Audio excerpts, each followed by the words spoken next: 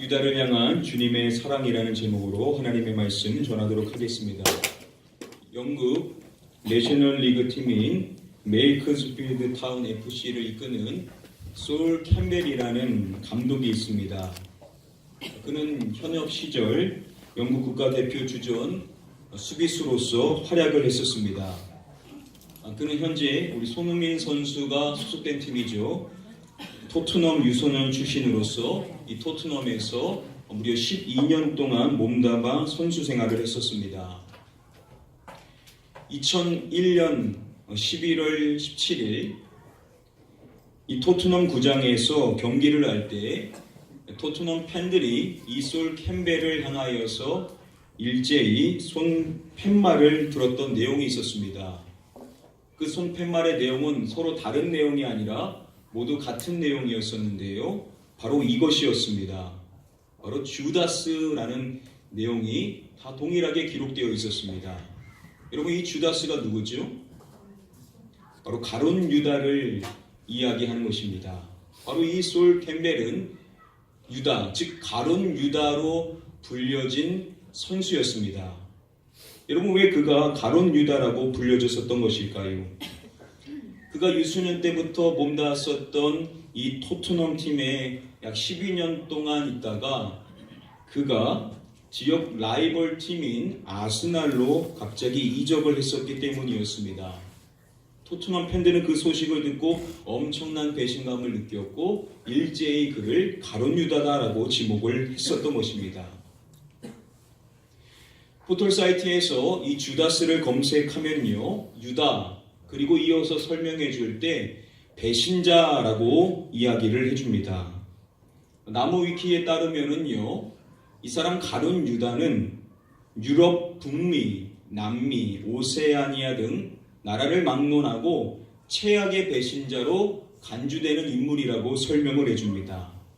이 가룟 유다는 배신의 아이콘이자 그리고 최악의 배신자로 여겨지는 사람이라는 겁니다.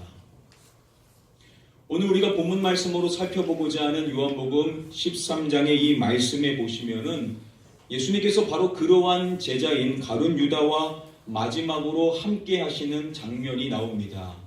오늘 저희는 이 말씀을 예수님께서 그러한 배신자 유다를 어떻게 대우해 주셨는지에 대해 집중하여서 이 말씀을 고찰해 보고자 합니다. 우리 다음에 본문의 말씀 함께 한 목소리로 읽어보도록 하겠습니다. 예수께서 이 말씀을 하시고 심령이 괴로워 증언하여 이르시되 내가 진실로 진실로 너희에게 이르노니 너희 중 하나가 나를 팔리라 하시니. 중간에 보시면은 내가 진실로 진실로 너희에게 이르노니 라고 말씀하시죠. 예수님께서 무엇인가 중요한 사항을 말씀하시기 전에 쓰시는 구문입니다. 자, 그리고 예수님께서는 제자들에게 이와 같은 말씀을 해주시는 것입니다. 너희 중 하나가 나를 무엇할 것이다 라고 말씀해 주십니까? 팔리라. 나를 팔리라 라고 말씀하시는 것입니다.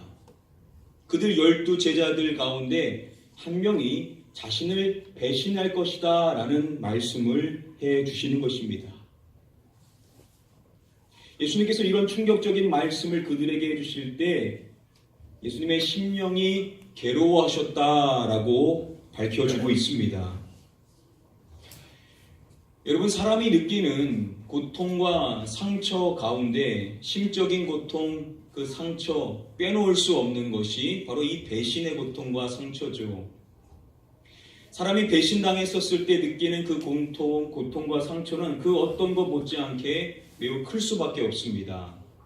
더욱이 그 대상이 내가 많이 신뢰했었던 사람이라고 한다면 그 배신감은 더 말할 수 없을 정도로 매우 크게 클 수밖에 없다라는 것입니다.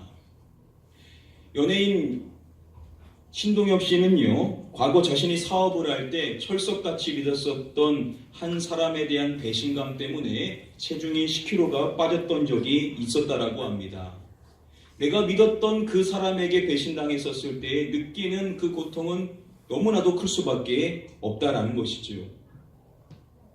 오늘 본문의 말씀에 보시면은 돈계를 맡았던 사람이 어떠한 제자였는지를 밝혀주고 있습니다. 누가 돈계를 맡았다라고 말합니까? 유다가 돈계를 맡았다라고 이야기합니다. 다른 제자들이 아닌 가룟 유다가 회개를 담당했다라는 것은 당연히 먼저 스승이신 예수님께서 그를 신뢰하셨다라는 의미겠죠. 예수님께서는 가룟 유다를 믿으셨다라는 겁니다.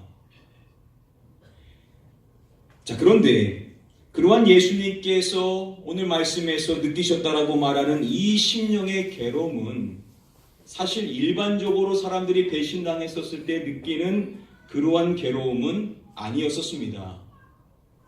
오늘 본문의 말씀의 시작을 보시면은 뭐라고 시작을 합니까? 예수께서 이 말씀을 하시고 라고 이야기하죠. 예수님께서 앞서서 하신 말씀들을 총칭하고 있습니다. 예수님께서 앞서서 어떠한 말씀을 해주셨냐면요. 내가 너희 모두를 가리켜 말하는 것이 아니니라 라고 말씀하십니다.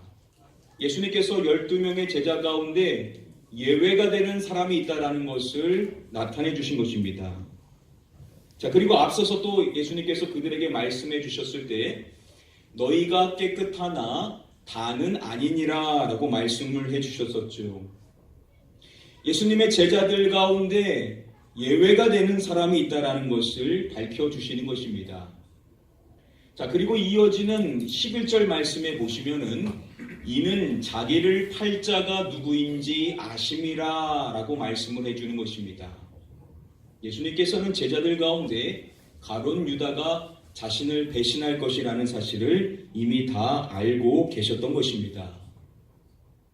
그런 예수님께서 오늘 말씀에서 그 사실을 밝혀줄 때 느끼셨다라고 말하는 이 괴로움, 괴로워라고 번역이 된 이 헬라어 원어는 타라소라는 단어가 쓰였습니다.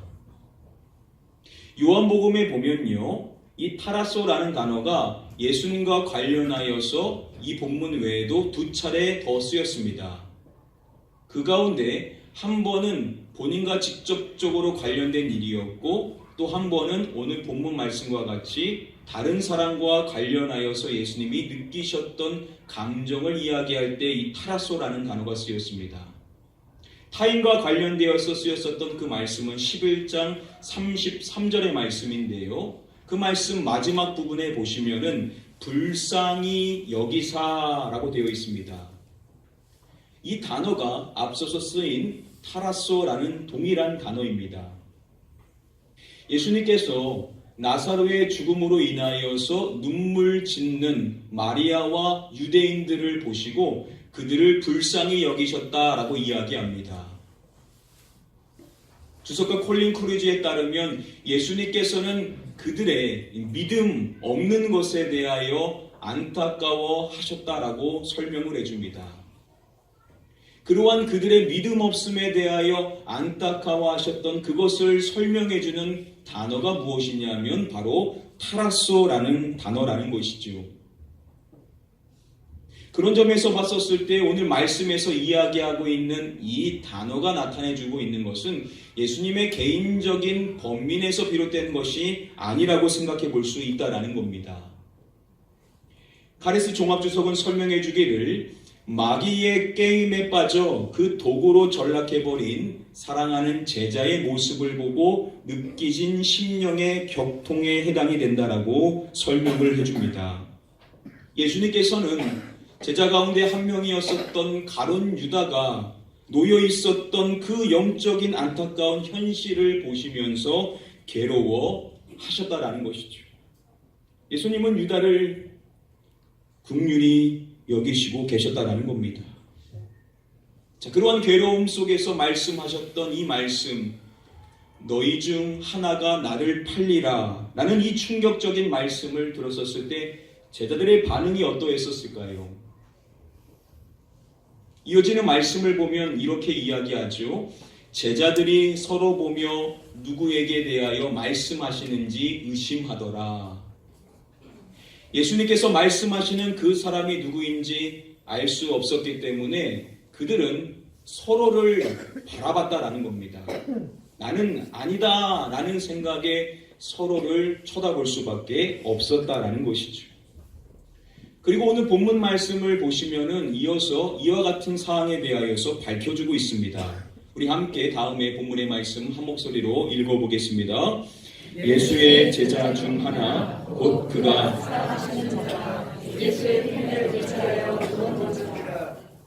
예수님의 제자 중에 한 사람에 대해서 이야기해 줄 때 곧 그가 사랑하시는 자라고 이야기를 합니다.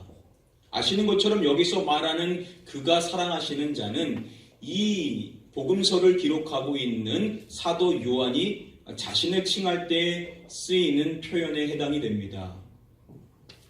요한이 자신에 대하여서 밝혀주는 내용이 이것입니다.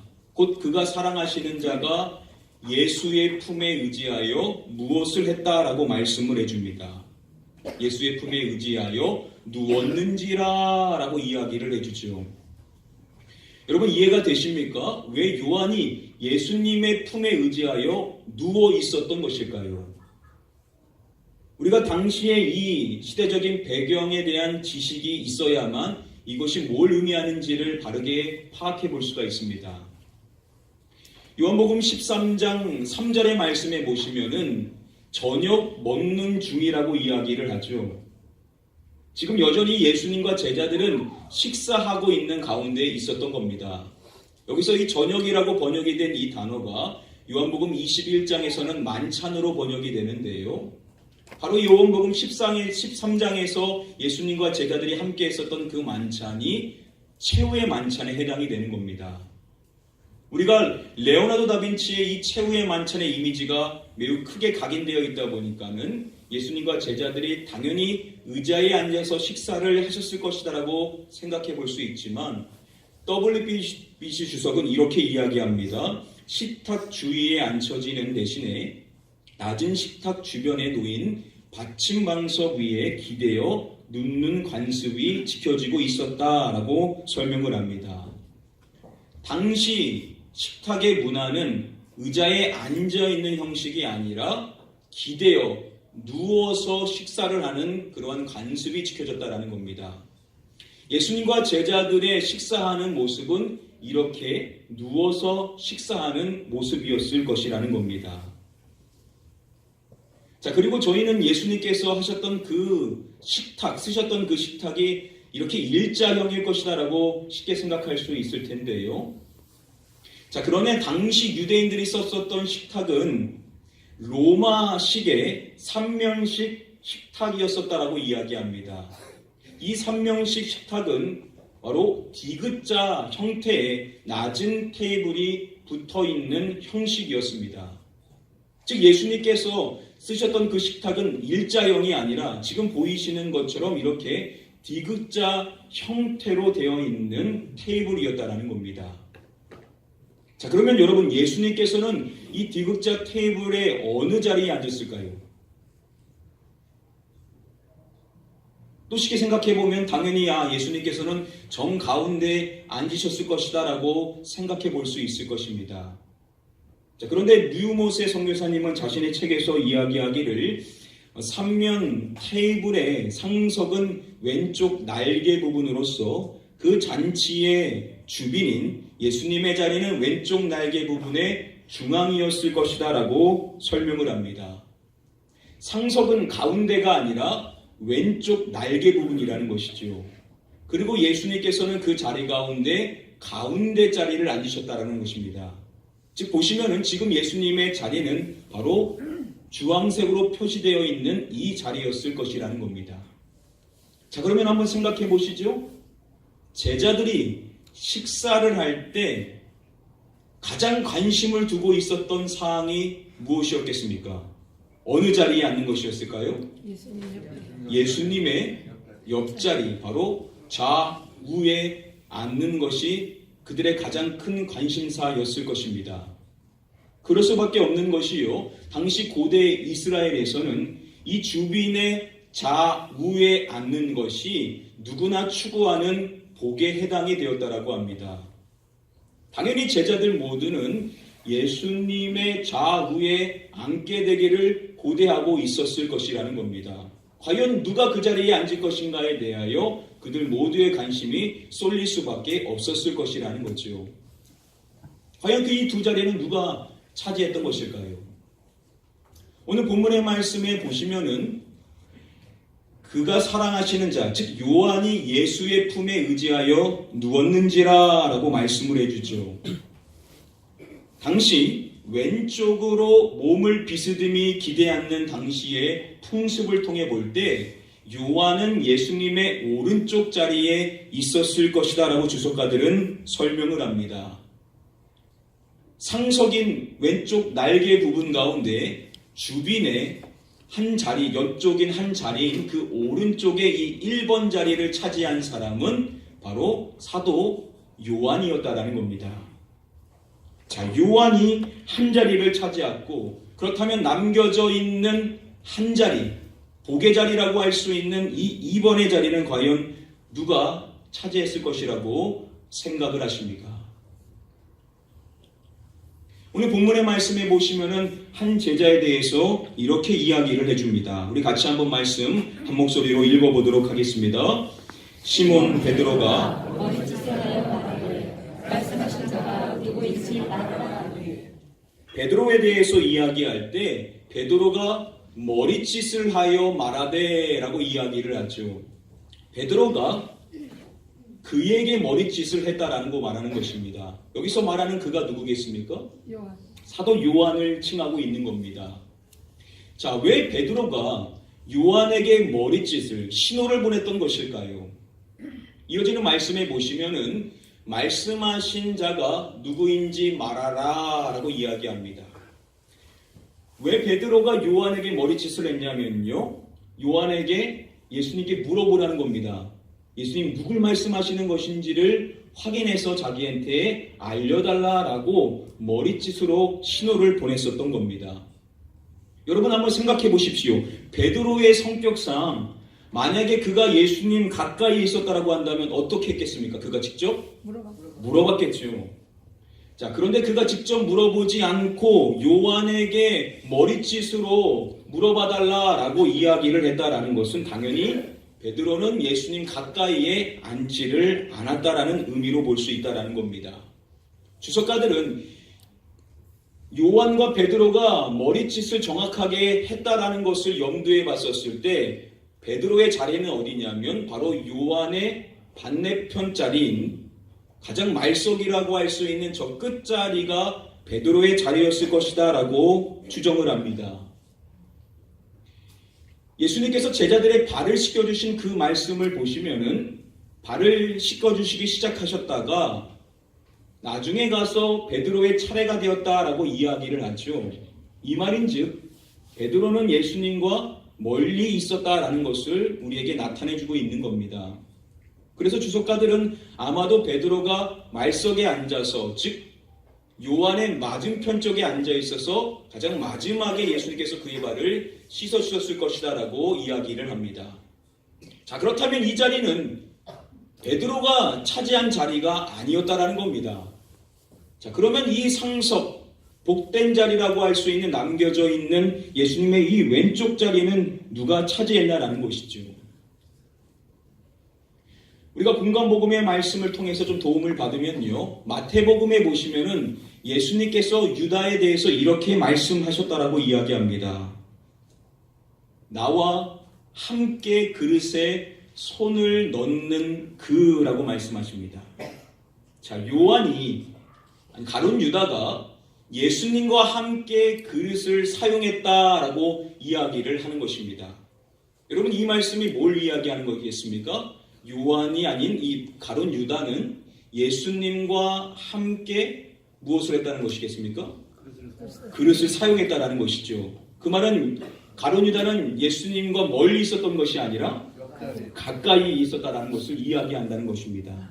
오늘 본문의 말씀에도 보시면은 예수님께서 유다에게 떡 한 조각을 그에게 주셨다라고 이야기합니다. 만약에 유다가 먼 곳에 있었다라고 한다면 예수님의 동작에 매우 거창했었을 것인데 그에게 쉽게 떡을 줬다라고 말하는 것은 당연히 유다가 예수님과 아주 가까이 있었다라는 것을 우리에게 이미 나타내주고 있다라는 겁니다. 자, 그래서 대부분의 주석가들이 말하는 예수님의 그 왼쪽 자리를 누가 차지했다라고 말하냐면 바로 가룟 유다가 그 자리를 차지했다라고 이야기를 합니다. 여러분, 놀라운 사실 아닙니까? 예수님의 제자들 가운데 2명만이 예수님과 함께 이 복된 자리에 앉을 수 있는데 그 한 자리를 차지한 사람은 다른 제자들이 아니라 예수님을 배신할 가룟 유다가 그 자리를 차지했다라고 이야기하고 있다라는 겁니다. 에즈버리 신학교 교수인 크레이그 키너 교수는요, 이야기해 줄 때 후대의 랍비 문헌을 통해서 알 수 있는 사실이 오른쪽 자리보다는 왼쪽 자리가 가장 명예로운 자리였다라고 설명을 합니다. 여러분, 이것이 사실이라고 한다면 예수님의 제자들 가운데 가장 명예로운 자리를 차지한 사람이 누구라는 겁니까? 바로 가룟 유다가 그 자리를 차지했다라고 이야기한다라는 겁니다. 자, 그러면 원점으로 돌아가 보죠. 여러분, 어떻게 가룟 유다가 그 자리를 차지했겠습니까? 자기가 앉고 싶어서 그 자리에 앉았겠습니까? 누가 그 자리를 정해주셨겠죠? 그 자리의 주인이신 예수님께서 그 자리를 다 정해주셨을 것이라는 겁니다. 그러면 예수님께서는 가룟 유다에게 가장 명예로운 자리, 가장 복된 자리, 자신이 가장 신뢰하는 사람의 앉히는 그 자리에 다른 사람이 아닌 바로 자신을 배신할 가룟 유다를 앉혀주셨다라고 말씀해주고 있다는 겁니다. 여러분, 이것이 우리에게 뭘 나타내주는 것일까요? 예수님께서는요, 가룟 유다를 사랑하실 때 그를 아주 각별히 사랑해 주셨다는 것을 나타내주는 사실이라는 겁니다. 예수님의 사랑은 자신을 배신할 그를 그냥 품어주는 정도가 아니라 그 누구보다도 각별히 사랑해 주시고 그 누구보다도 그를 존중해 주시고 그 누구보다도 그를 신뢰해 주시는 놀라운 사랑이었다라는 것을 우리에게 가르쳐 준다라는 것입니다. 앞서서 살펴본 것처럼 예수님께서 그 떡 한 조각을 유다에게 주셨다라고 이야기해 주죠. 존 메가더 목사님의 설명에 따르면은요, 이렇게 떡을 주는 것은 뭘 이야기하냐면 예수님께서 유대에 대한 또 다른 사랑을 표시해 주신 것에 해당이 된다라고 설명을 합니다. 당시 문화에서 식사의 자리 가운데 떡을 건네주는 것은 바로 호의의 표시자 사랑의 표시에 해당이 된다라고 설명합니다. 예수님께서는 유다를 사랑하시는데 그 사랑을 거듭해서 나타내 주셨다라고 말씀해 주신다라는 겁니다. 예수님께서는 자신을 배신할 그에 대해서 모든 것을 알고 계심에도 불구하고 그를 계속해서 사랑하시고 그를 각별히 사랑하실 뿐만 아니라 그 사랑을 거듭 나타내 주셨다라고 우리에게 말씀해 준다라는 것입니다. 어떻게 이러한 해석을 할 수 있는 것일까요? 요한복음 13장이 시작을 할 때 우리에게 이렇게 말씀해 줬다라는 사실을 우리는 다시금 기억해야만 합니다. 우리 함께 한번 다음에 요한복음 13장 1절 말씀 함께 읽어보겠습니다.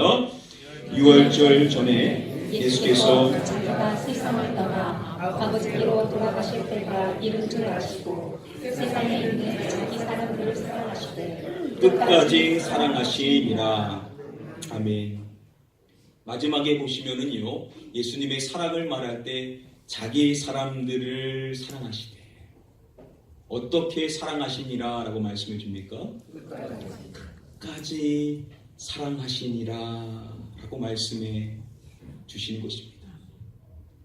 이것이 단적으로 나타나는 사건이 바로 오늘 우리가 살펴본 본문의 말씀이라는 겁니다. 즉 예수님께서는 누구까지도 끝까지 사랑해 주신 것입니까? 예수님께서는 자신을 배신할 가룟 유다까지도 끝까지 사랑해 주셨다라고 말씀해 주시는 것입니다.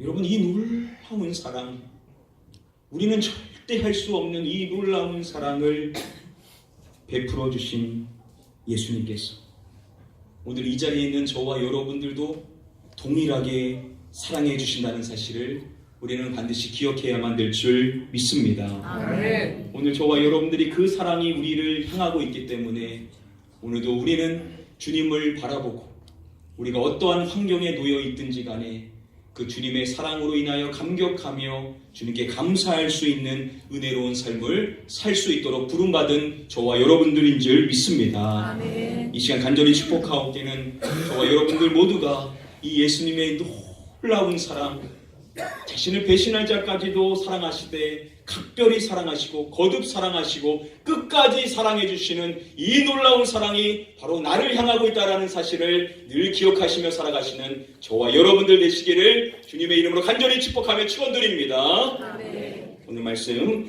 맺도록 하겠습니다. 예수님께서 유다에게 떡을 주셨음을 이야기하는 이 말씀을 보시면은 그냥 한 조각을 가롯 시몬의 아들 유다에게 주셨다라고 말씀해 주지 않습니다.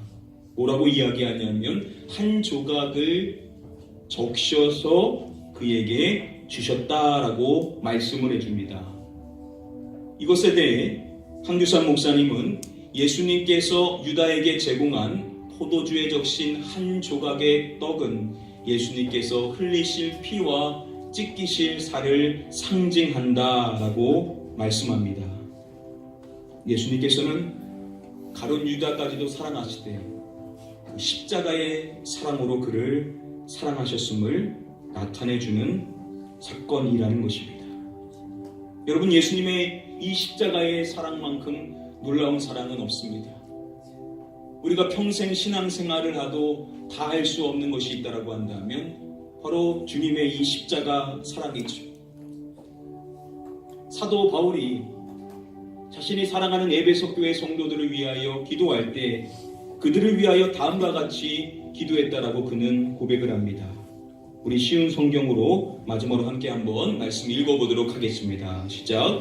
모든 성도들이 그리스도의 크신 사랑을 깨닫게 되기를 기도합니다. 그의 사랑이 얼마나 크고 높으며 얼마나 깊고 높은지를 진정으로 깨닫게 되기를 기도합니다. 바울은 모든 성도들이 그리스도의 크신 사랑을 깨닫게 되기를 기도한다라고 밝혀줍니다. 그리고 그 사랑에 대해서 이야기할 때 그분의 사랑이 얼마나 한없고 넓으며 얼마나 깊고도 높은지를 진정으로 깨닫게 되기를 기도한다라고 이야기해 줍니다.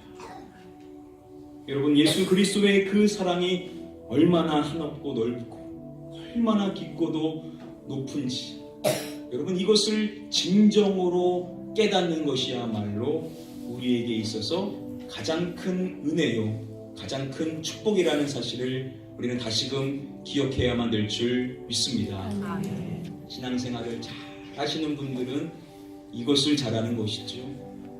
예수님의 그 놀라운 십자가의 사랑이 얼마나 큰지를, 그 사랑이 얼마나 깊은지를 더 많이 알기를 소원하며 주여 그 사랑을 알게 하여 주시옵소서. 내가 다 할 수는 없지만 그래도 내가 살아가는 이 인생의 삶 가운데 날로 그 사랑을 깊이 알기를 소원하며 살아가는 것이 성숙한 신앙인의 모습일 줄 믿습니다. 아멘. 오늘 이 자리에 나오신 저와 여러분들 모두가 이 기도의 제목을 갖고 주님의 그 십자가의 사랑을 더 깊이 깨닫기를 소원하며 나아가시는 저와 여러분들 되시기를 마지막으로 주님의 이름으로 간절히 축복하며 축원드립니다. 우리 시간에 같이 찬양하실 때 우리 찬양으로 한번 고백해 보기를 원합니다. 다 표현 못해도 나 표현하리라, 다 고백 못해도 나 고백하리라, 다 알 수 없어도 나 알아가리라, 다 닮지 못해도 나 닮아가리라. 우리 찬양을 우리의 소원이 되기를 소원하며 우리 같이 한번 찬양하도록 하겠습니다. 다 표현 못해도 나 표현하리라, 다 고백 못해도 나 고백하리라, 다 알 수 없어도 나 알아가리라, 다 닮지 못해도 나 닮아가리라.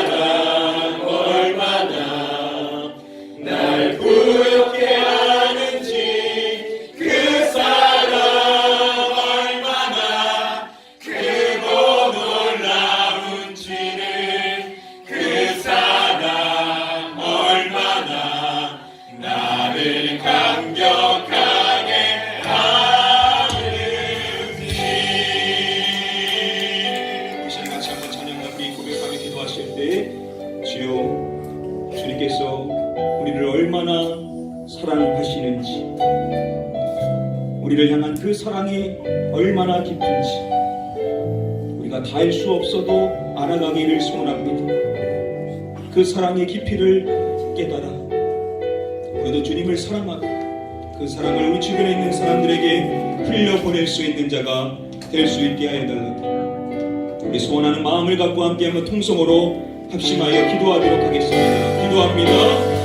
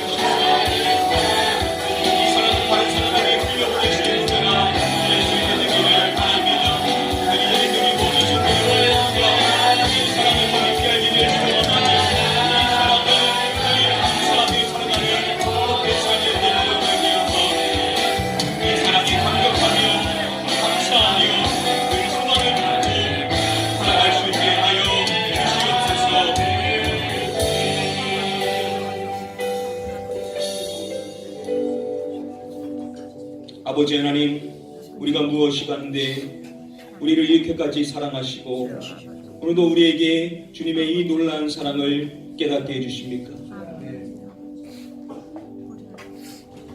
자신을 배신할까지도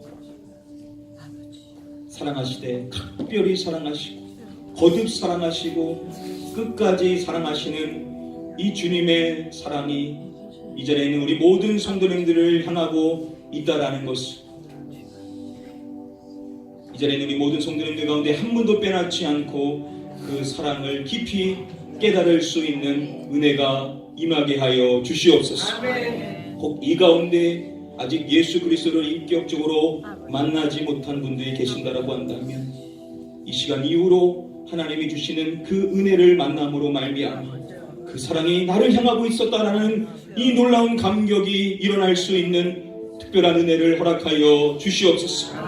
그 사랑을 알고 살아가는 우리 성도님들, 혹시 그 사랑이 식어져 있는 것처럼 느꼈다라고 한다면 그 사랑이 지금도 동일하게 나를 향하고 있다라는 이 중요한 사실을 깨닫게 하여 주시사 그 사랑에 감격하며 내 환경에 지금 놓여있는 어려움의 문제들 안에 넘어지는 것이 아니라 주님의 그 사랑으로 나를 바라보로 말미암아 다시금 우뚝 설 수 있는 우리 모든 성도님들이 다 되게 하여 주시옵소서. 믿고 감사드리오며 이 모든 말씀 우리의 구원자 되시는 예수 그리스도의 이름으로 기도드립니다. 아멘.